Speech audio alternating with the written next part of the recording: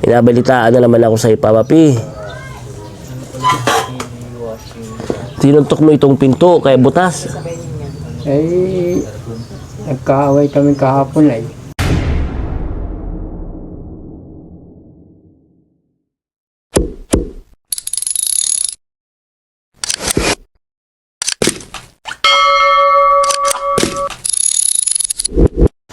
Isang pinagpalang araw po mga kaagapay. Ako nga po pala ang inyong lingkod, si Kaagapay JM. And welcome back po sa ating munting channel, Kaagapay Vlog, Kaagapay JM Vlog. Please like and share and subscribe sa ating munting channel. Maraming salamat po in advance mga kaagapay. Bali ngayong araw pong ito mga kaagapay, pupuntahan natin si Papa P. Yan, update natin si Papi. Meron na naman tayong nabalitaan mga kaagapay. Kahapon may tumawag po sa atin, pinarinig sa atin na nag-aaway yung dalawa mag-asawa. Narinig po natin na nag-aaway mag-asawa. Dahil dun sa baon ng maliit na anak nila, pinapabaon doon ni Papi ng 70 pesos, which is malaki na para sa isang bata. Ngayon, ang ginawa ng asawa, pinabaon doon ng 40 pesos. Malaki pa din. Yun, nag-away yung dalawa, mag-asawa. Sinuntok doon ni Papa yung, hindi ko alam kung pinto o ano, nasira daw. Kaya titingnan natin. Tapos ngayon, nag-aaway ng dalawa mag-asawa kasi gusto na nung asawa ni Papi na magtrabaho na si Papi, magbalik na sa pagpadyak. Ito kasi si Papi, ayaw na magpadyak mga kaagapay, ayaw na magpasada, gusto na lang magbantay ng mga manok. Yun. Hindi natin alam kung matutuwa ba ang mga tumutulong sa kanila kung ganito ang ipapakita nila, lalo na si Papa P.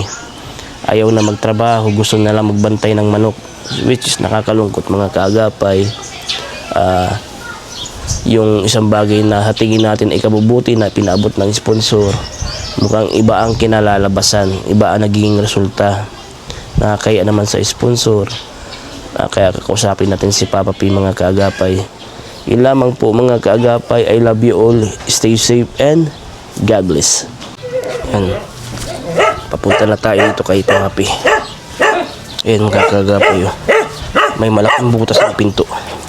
Sinuntok ni Papa P ang pinto.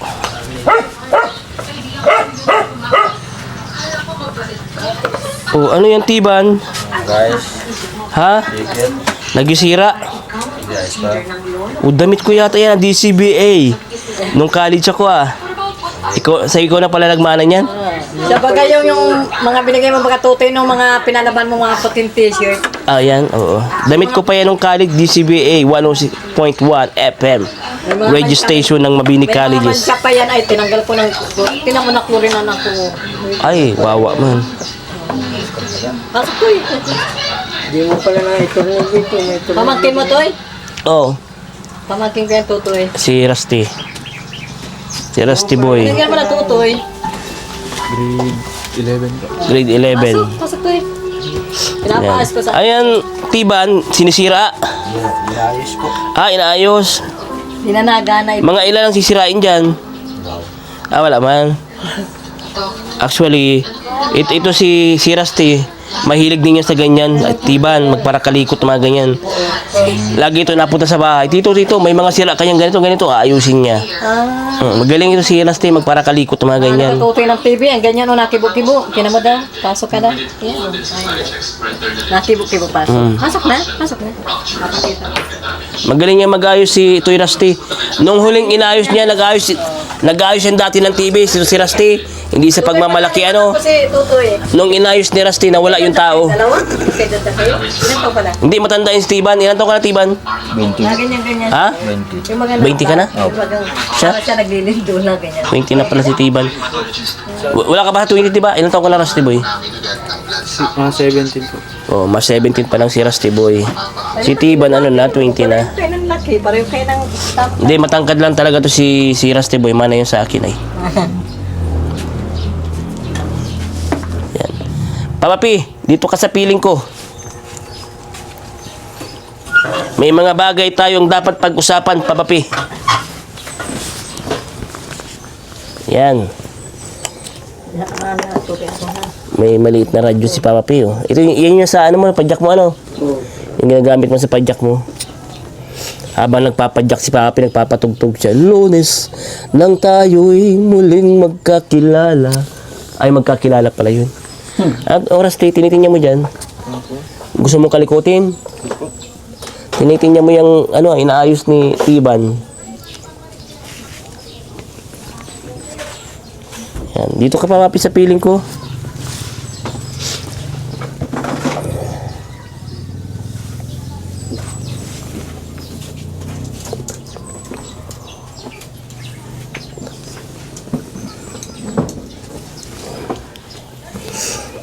Kamusta ang buhay-buhay, Papi? Ha? Lagi na andito. Lagi nandito.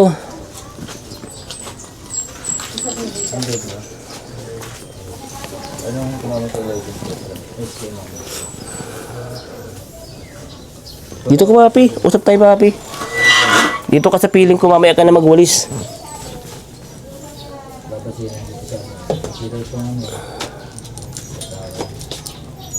Yan, mamaya ka na maglinis niya, Papi.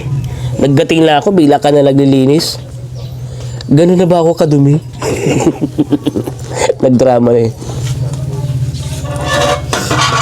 Ano, Papa P? Hamaki, kala ko maupo na.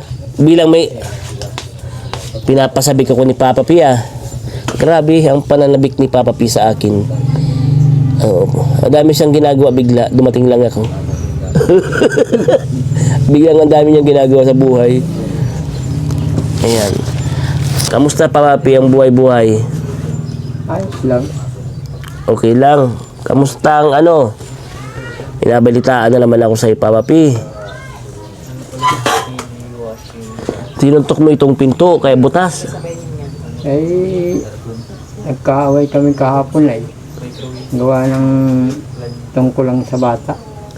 Kaya nga Naglaki na lang naglaki. Kaya nga Wala may lagi. nabalitaan ko nga yan. Gusto mo daw pabaunin si tutoy mo ng 70 pesos? Hindi. Sabi ko, bigyan mo kung meron kang pambigay. Ay, Tapos nagalit ka doon kasi ang pinabaon ni asawa mo ay 40 pesos. Napakalaki na nung Papa P. Hindi kasi ng malaki. Akong anong... Sabi ko, kasya na lang ang ibigay mo. Kahit bara 20, pwede na yun. Oo talaga, 20. Pwede na yun sa maliit na bata. Maliit-liit pa lang na bata. Maliit pa lang naman si Tutoy. Ako nga, Papa P, college na ako. Ang baon ko 100 pesos. Namamasahe pa ako tapos kumakain sa karinderya. 100 pesos lang yung baon ko ng college Kasi ako. nagmumula, ay hindi naman sa akin. Sa kanya nagmumula. Ang lahat ay sa kanya. Sinabihan ko yan nung maliit pa. Pinagsabihan ko na siya.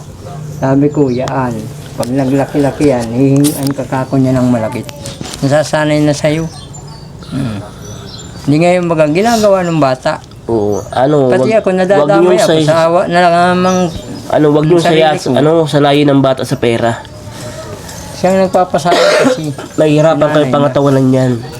Si nanay niya. Kaya Pag nasanay pagdating ng mga luluhin, lula, pati ako lamay.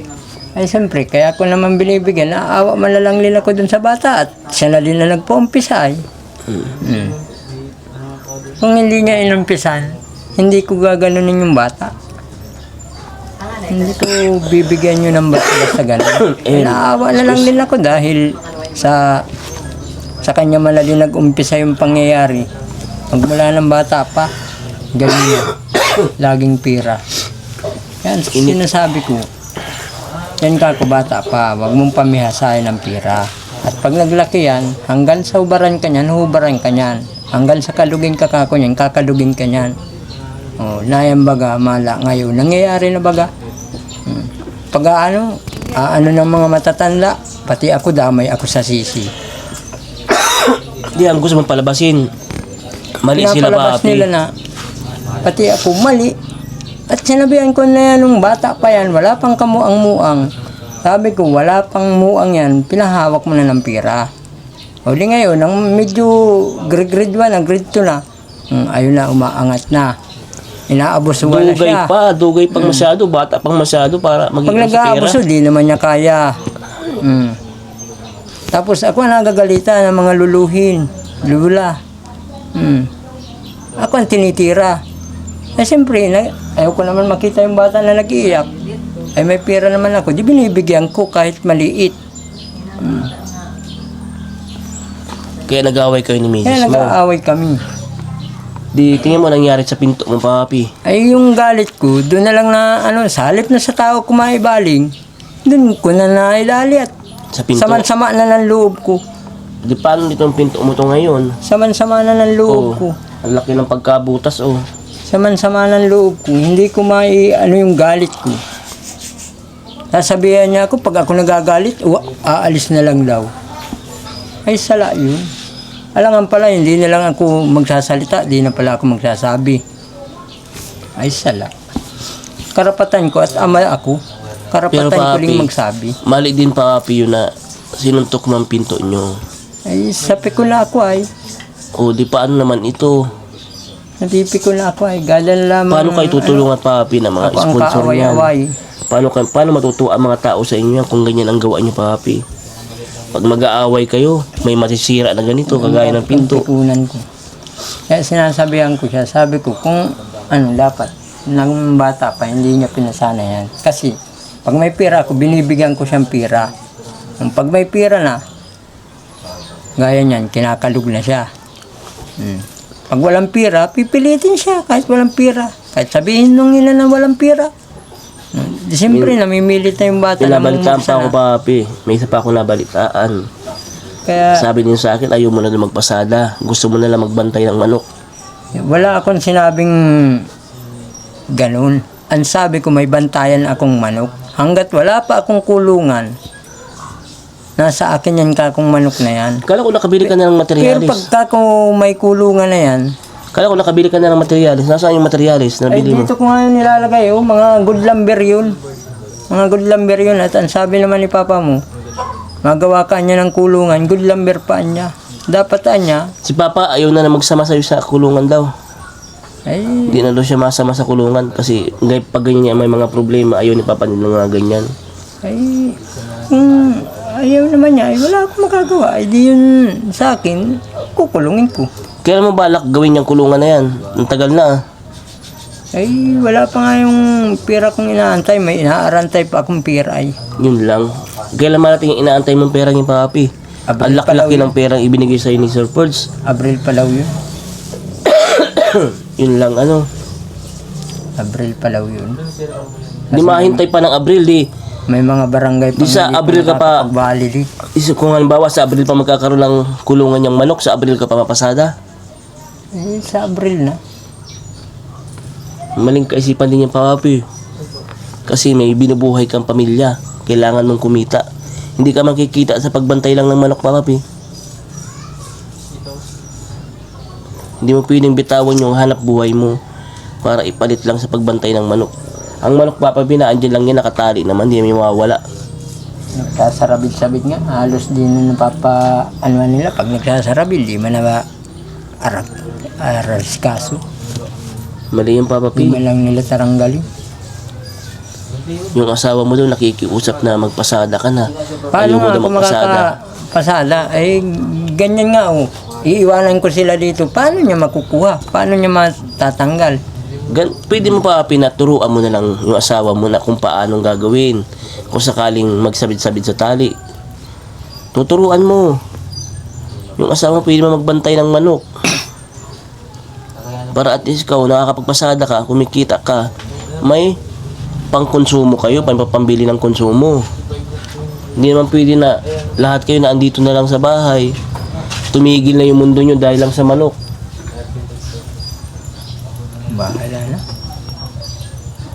Paano matutuwa niya si Sir Pearls, Papi? Binigyan ka ni Sir Pearls ng ganyan po kasi libangan lang, Papi. At the same time, pwede kang kumita pag napadami mo na yan. Bibenta ka ng mga manok. Pero hindi ibig sabihin nun, di hinto ka na sa pagpasada, Papi. Hindi naman ako nagsabing mahinto sa pagpasada. Ang sabi ko, pag ako nakagawa na ng kulungan, pwede ko na yan dyan iwanan. At pagdating ko, pwede ko yan asikasunin. Sabi mo, Papi, ilang araw ka nang hindi nagpasada mula anong naibigay yung manok na yan. Ilang araw ka nang pasada. Mga isang buwan na. May isang buwan na siguro. Oo, isang buwan. Isang buwan kang hindi nagpasada. Kung nagparapasada ka, kahit paano, kumita ka pa, papi. Nagkain na ba kayo? Kain na kami. Anong kinuulam nyo? Noodles. Noodles. Luto akong noodles. Yun ang mahirap, papi. Then, tapos, papi, wag mo sasalayin ng sariling papi na every time mga galit ka, magbabasag kayo sa bahay. Malas yan, papi.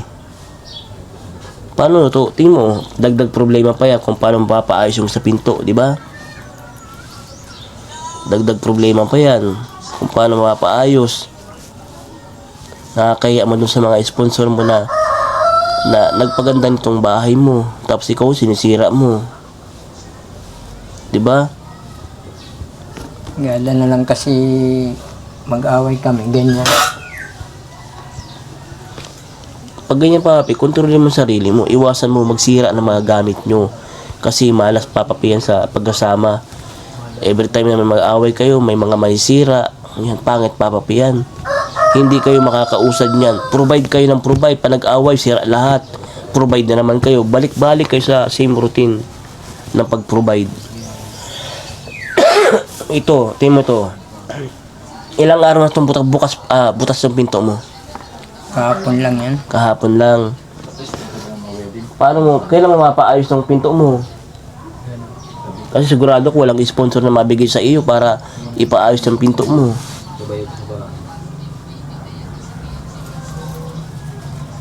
Pag na lang yan ay magkapira. Basta pag magkapira, makaparipir na lang yan. Pag nagkapera, hindi pa sigurado, papi. Repair na lang yan. Alam mo, papi, nahihiya ako kay Sulfurds.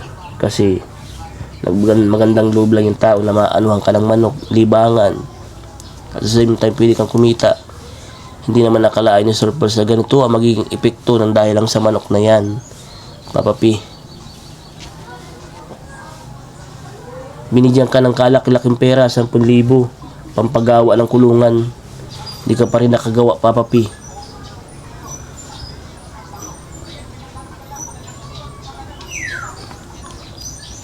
Sabi mo sa akin nung nakaraan ng huling punta ko, nakabili ka na ng materialis, gagawin na lang yung kulungan.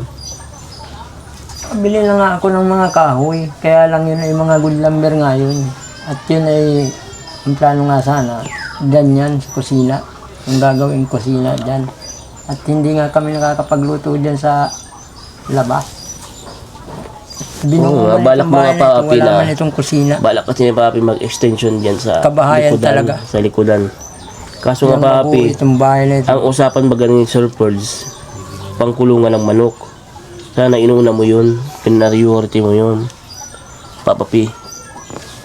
Linaw-linaw naman ang usap natin, papapi, na priority yung manok, yung kulungan. Kabiling-bili ng yung Sulfurds sa akin, yung ito ay pang paggawa ng kulungan ng manok ni papapi. Ilang ulit yun, inuulit-ulit sa akin ni Sulfurds. Ikaw na anyang bahala, JM, sabi sa akin ni Sulfurds. Sa ako naman na nagtiwala naman ako sa papi, ibinigay ko sa iyo ng buo, yung cash, 10,000, papi. Hindi na ako yung nagbili ng materialis, hindi na ako yung nagpagawa ng kulungan. Kasi may tiwala ako sa papi na magagawa mo yung ganong simpleng task, papapi. Mga kawayan lang, bibili ka lang ng kawayan, tapos 2x2, magagawa na yan, may pako, magagawa na yung kulungan mo. Tapos kung bibili ka pa ng net, kung tutuusin, sobra-sobra pa yung 10,000 na yung papapi. Pampagawa mo lang ng kulungan.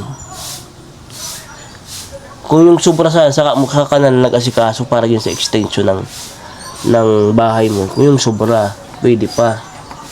At least, namanis mo pareho, papi, yung paggawa ng extension sa kusina mo. At the same time, yung sa kulungan ng manok mo. Hindi naman pwede na hanggat wala kang kulungan, papapi, ng manok, hindi ka magpapasada. Kailangan yung kumilos, papapi, para mabuhay. May mga anak kayong pinalalaki, nagkakain, nagugutom. Di ba, papi? Yun nga baga eh. Yan ang sinasabi ko dyan. Kaya dati nung wala man akong ano kay kakapasada akong pera, araw-araw ako ditong wala. Turuan mo yung asawa mo kung paano, pag halimbawa nagsabit-sabit yung tali sa manok, kung paano aalisin. Ganun lang.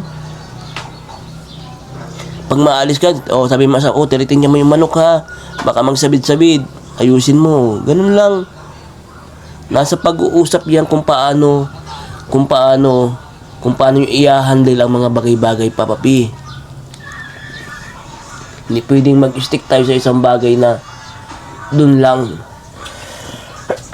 Ihinto na natin yung ginagawa natin dati, especially yung pagpapasada. Alam ko, hindi man ganun kalaki yung kinikita sa pagpasada, pero napakalaking tulong din ng papapi para kahit paano may pumapasok sa inyo na pera. Di ba? Araw-araw may kinikita kayo.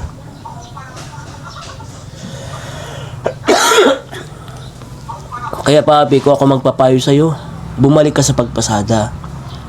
Huwag mo lang hintayin na kung kailan may kulungan, saka ka lang magpapasada. Hindi pa sigurado, Abril pa. May hinihintay kang pera, ang dating sa Abril pa. April. Oh. Isipin mo yun, tagal pa. Tagal pa. Saan galing yung pera na yun? Yung sa mga binaragyo. Calamity Pan. Naku. Huwag mong asahan, papi, ang Calamity Pan na yan. Taga sa amin, papi. Alam mo ano nangyari? Gibang-giba yung bahay, dapang-dapa. Talagang dapa. Walang dingding ka makikita nakatayo. Dipang-dipa. Pagka umaga, pinitsuran, pinasa sa barangay hall para sa Calamity Pan. Tapos ang nangyari, pinapila sila sa munisipyo. Binigyan sila ng tigi 1,000 pa, papi. Tigwa 1,000 pesos.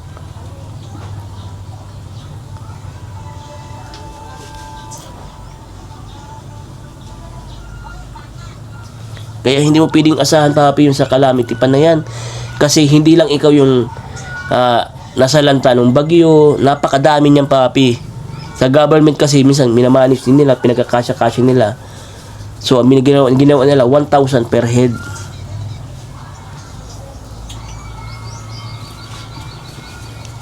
Galit nga yung kapitbahay namin kasi nag-expect din siya na malaki makukuha niya kasi dapang-dapa yung bahay niya. Pero pumila siya na maghapon sa Kapitolyo. Pumila siya munisipyo pala. Pumila siya maghapon.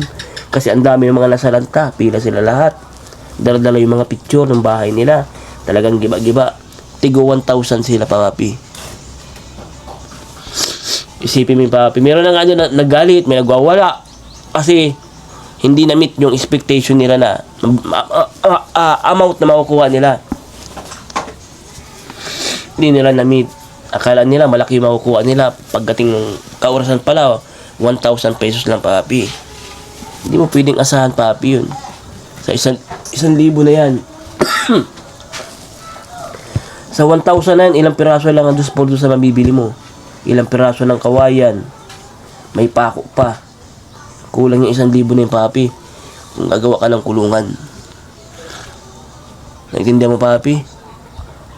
Kaya kung ako sa'yo, papi, magbalik ka na sa pagpasada, tapos at the same time, kung kaya, mag-ipon-ipon ka na ng pampagawa. Numutulo si pun ko, ayan. Sobrang init kasi, ayan, pasintabi pa sa mga kumakain. Yan ang pili mong gawin, papi. Mag-ipon ka na, para-ipon ka na. Magpagpasada mo, yung sa kinita magpasada, magtatabi ka. Everyday ka magtatabi.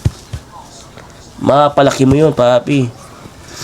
Hindi mo pwedeng asahan yung sa Calamity Pan. 1,000 lang yung, papi.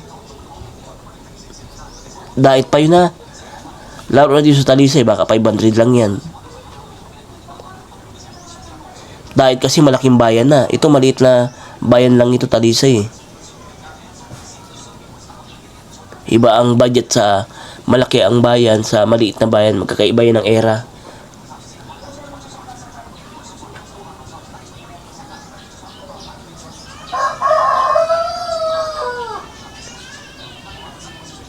Ano pa yung plano mo? Ha? May awan. Hindi ko makapag-ano.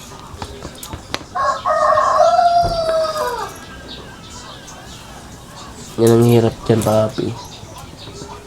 Imbis na umangat para tayong pabaon pa ilalim. Actually, naandyan si Sir Perds. Handang tumulong sa iyo, papi. Pero para namang hindi mo tinutulungan ang sarili nyo, papi.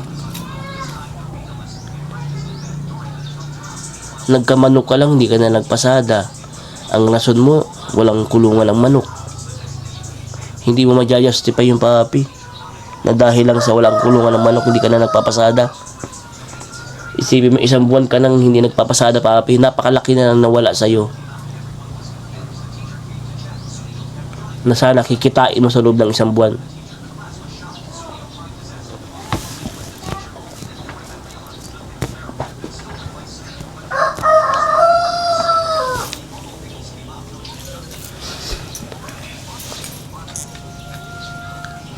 Pasadaan pati dyan sa amin ay di pare-parehas. Oo, ganoon talaga, papi. Minsan malakas, minsan mahina. Kahit saan pa, papi. Ganyan talaga. Minsan tamang pagkain na mga makukuha mo. Yan ang realidad ng buhay, papi. Kahit saan, kahit anong trabaho, may time na malakas, may time na mahina. Kahit saang negosyo, may time na malakas, may time na mahina. Tiyagaan lang talaga, papi. Kung hindi ka magtsatsaga, walang mangyayari, papi. Lalo na ganyan, maliit na nga ang kinikita mo, tapos babagal-bagal ka pa, tapos ganyan, di ka magpapasada. Yun nga mga kilala ko, papi, ang yayaman na, ang lalaki na ng kinikita. Kung kumayod, grabe, papi. Sa ibang bansa, yung mga kilala ko, kadalasan mga sponsor natin, umaga, trabaho, tanghali, hapon, trabaho, gabi, trabaho ulit. 3 ang trabaho nila, papi. Todo kaya dyan, pero may mga pera na sila. Malalaki ang amount ng perang hawak nila kasi hindi baga po peso. Ayan. Pero, kayod sila lang, kahit, papi. Tayo pa kayang nasa laylayan lang, papi. Kailangan natin, papi, kumayod ng kumayod. Nalita nga, kita natin, ganito pa. Anong mangyayari sa atin yan, di ba, papi? Pag-isipan mo, papi, sinabi ko sa'yo, ha? Papi, ito naman ay para sa inyo din. Sinasabi ko to sa'yo kasi concern ako sa'yo, papi. Hindi ka naman na ibang tao para sa akin, papi. Di ba, papi? Matagal na tayo magkakilala, matagal lang pinagsamahan natin, papi. Ha? Kasi kung ako walang pakialam sa'yo, papi, hahayaan lang kita. Hindi kita pakikialaman. Maano kung malugmok ka kung ano dyan, di ba? Maano kung hindi ka kumain dyan, pakialam ko sa'yo. Di ba, papi? Hindi ganun, ha? Sinasabi ko sa'yo to kasi concern ako sa'yo, papi. Gusto ko pag-isipan mo, papi, itong mga sinabi ko sa'yo, ha? O, paano, papi? Mapunta na rin ako, ha? Ingat ka, ha? Maghingi ka ng sorry kay Sir Perds, papi. Kasi alam ko hindi matutuwa si Sir Perds niyan sa ganito. Sir Perds, ano po, pasensya na po kayo kung ako po ay nagkakaroon ng ano sa family ko. Kasi meron lang po kaming hindi na pagkaunawaan sa mga bagay-bagay na hindi naman dapat malabas ay nalalabas.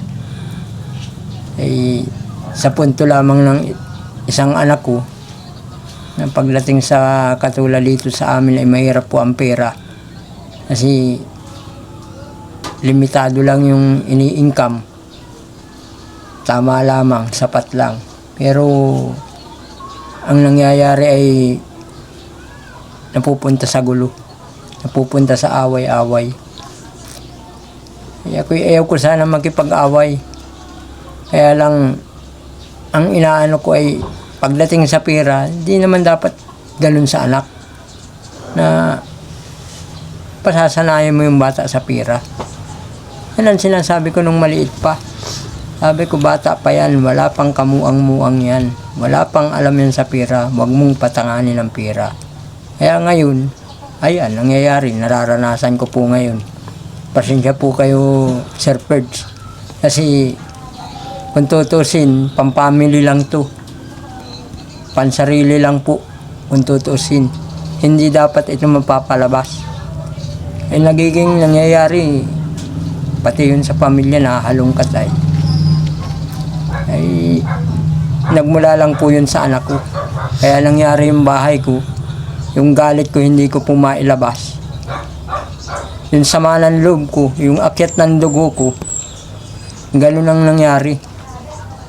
Ay kisa naman sa tao kumaibaling, baka biglang magdilim ang paningin ko, hindi ko alam kung anong magawa ko. Basta papi, wag mo nang ulitin. Kaya Wag mo nang ang ulitin sa akin yung naman ganyan. sana, magparapasanayan ng bata. Nasabihan ko, at pati ako nadadamay. Nasabihan pa ako, konsentitor din na ako. Ay kanino nagmula? Ang tanong ko, kanino nagmula? So anyway papi, mapunta na rin ako papi ha. Kaya Basta pag- pasensya na po, Sir Ferds. Pasensya lang po kayo. Kasi yung problema ko, kung tutusin po, hindi po yun dapat maano ninyo, para sa amin lang yung mag-asawa. Oh, pag-isipan mo papi yung sinabi ko Kaya sa iyo ha. pasensya na po, Sir. Ayan, pasensya na po Sir Ferds. Kasi Ayan, pag-isipan mo papi yung sinabi ko sa iyo. Dapat yun, hindi yung dapat sa mga katulad nitong vlog. Kaya pag-isipan mo papi yung sinabi ko sa iyo ha. Pag-isipan mong maigi. Yun lang papi. Ah, punta na ako papi. Sa akin nga sana kung talagang ibabalik ko na lang yung manok para makatuloy ako sa pagpasada ay. Para makabalik ako. Ibali na sanang iba na lang ang ibinigay sa akin. Para makatuloy-tuloy ako pagpasada. Na kagawad ako sa ganung sistema. Kung ayaw mo na papi, pwede kong pakuha yun kay papa. Para makapasada ka, kung yun ang problema mo, ano? Kung nahihirapan ka mag-manage ng time mo. Time management lang kayo si papi. Bali yun lang papi ha. O, yun lang ha. Sige, punta na ako.